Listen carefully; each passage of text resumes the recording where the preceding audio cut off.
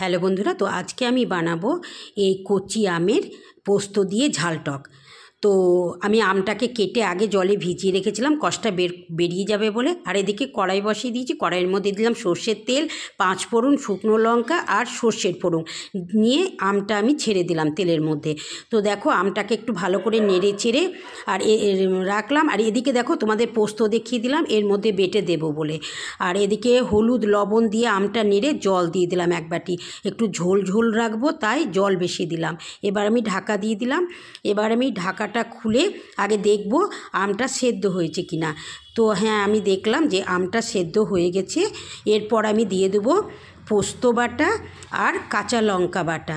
তো দেখো আমি পোস্ত বাটাটা আমের মধ্যে দিয়ে দিলাম আর দিলাম কাঁচা সর্ষের তেল। তো দেখো পোস্ত দিয়ে আমের ঝাল টক তৈরি। তো তোমরা এইভাবে বানিয়ে খাবে, ভালো লাগলে আমাকে অবশ্যই কমেন্ট করে বলবে। আর এই গরমে যদি থাকে এরকম টক টক আম পোস্ত, তাহলে তো আর ভাতের সঙ্গে কিছুই লাগবে না, দারুণ লাগবে খেতে। আর শরীরও ভালো।